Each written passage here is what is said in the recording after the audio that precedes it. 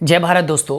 Class 10th के social science के अंतर्गत आने वाली बुक हमारी अर्थव्यवस्था का पहला चैप्टर अर्थव्यवस्था एवं इसके विकास का इतिहास के बारे में हम जान रहे हैं और आज के इस चैप्टर में हम इस अध्याय के 7th पार्ट का अध्ययन करेंगे।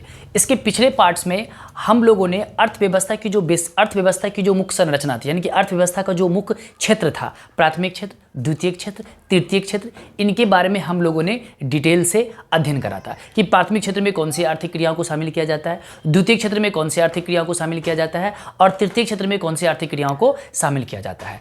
आज हम राष्ट्रीय आय, यानी कि ये जो तीनों क्षेत्र हैं, ये तीनों क्षेत्र मिल करके राष्ट्रीय आय का निर्माण करता है और राष्ट्रीय आय के द्वारा ही किसी देश की अर्थव्यवस्था को जानने का मौका मिलता है। यानी कि हम कह सकते हैं कि जिस देश का राष्ट्रीय आय जितनी अधिक होगी उस देश की आर्थिक व्यवस्था उतनी ही ज़्यादा स्ट्रांग होगी।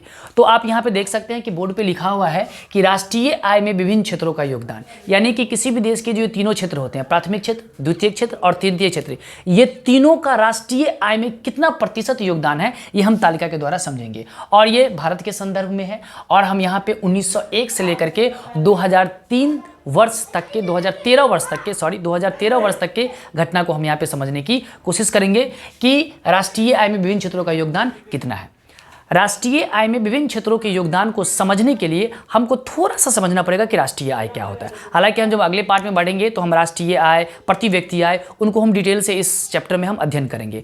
तो अभी राष्ट्रीय आय के बारे में मैं आपको छोटा सा बता दूं कि किसी देश में एक वर्ष के अवधि के दौरान उत्पादित सभी वस्तुओं एवं सेवाओं के मौद्रिक मूल्य के योग को हम राष्ट्रीय आय कहते हैं। यानी कि एक साल के अंदर देश में जितना भी उत्पादन होता है और उत्पादन के बाद उत्पादन से जो भी सरकार को रेवेन्यू आती है, जो सेवा क्षेत्र से जो रेवेन्यू आती है, यानी कि तीनों क्षेत्र को मिला करके, प्राथमिक क्षेत्र में जो भी आर्थिक क्रियाएं हैं, द्वितीय क्षेत्र में जो आर्थिक क्रियाएं हैं, तृतीय क्षेत्र में जो आर्थिक क्रियाएं हैं, तीनों क्रियाओं को मिला करके जो भी मौद्रिक मूल्य के रूप में उनके पास रेवेन्यू आता है, जो पैसे आते हैं, उन्हीं को हम राष्ट्रीय आय कहते हैं।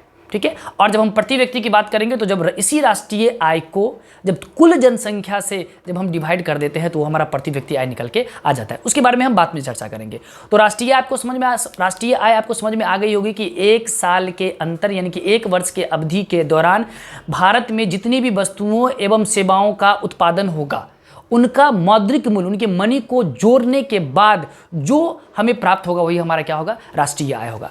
तो तालिका के रूप में आप देख सकते हैं कि राष्ट्रीय आय में विभिन्न क्षेत्रों का योगदान। तो आप देखो यहाँ पे क्षेत्र लिखा हुआ है, प्राथमिक क्षेत्र, द्वितीय क्षेत्र, तृतीय क्षेत्र। वर्ष 1901 से स्टार्ट होकर के 2013 तक आया हुआ है।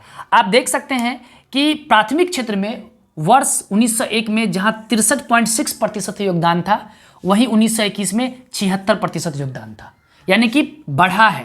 तृतीय में, यानी कि इस वर्ष में 1947 में प्राथमिक क्षेत्र का योगदान कितना प्रतिशत था, 58.7% था। 1951 में ये 72.7, यानी कि बीच में घटा, फिर बढ़ गया और फिर 2007 में ये और घट गया और आप देख सकते हैं 2013 में और घट गया।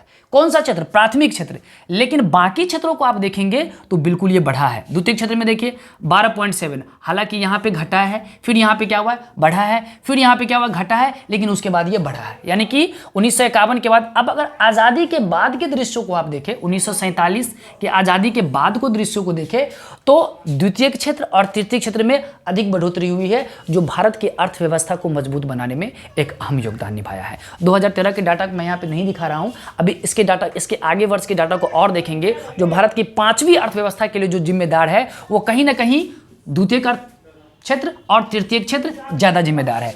तृतीय क्षेत्र में जहाँ वर्ष 1901 में 23.7% दर्ज किया गया, वही 13.5 घटा, यहाँ पे बढ़ा, 23 से 27 हुई, फिर घटा, फिर बढ़ा और फिर जाकर के फाइनली आपको बढ़ा। तो ये एक तालिका है जो ये दर्शाता है कि किस वर्ष में किस क्षेत्र से, यानी कि आर्थिक क्रियाओं से जुड़ा हुआ जो क्षेत्र है, जिसको हम प्राथमिक क्षेत्र, द्वितीय क्षेत्र और तृतीय क्षेत्र के रूप में बांटते हैं, उन क्षेत्रों से भारत के राष्ट्रीय आय में कितनी बढ़ोतरी हुई, किस क्षेत्र से कितना रेवेन्यू आया है, उसका परसेंटेज क्या आया है, इसी की ये तालिका है जो अर्थव्यवस्था, यानी कि भारत की अर्थव्यवस्था को जानने में बहुत ही ज़्यादा मददगार साबित होती है। तो दोस्तों आज के इस वीडियो में इतना ही, मिलते हैं अगले पार्ट में, तब तक के लिए धन्यवाद।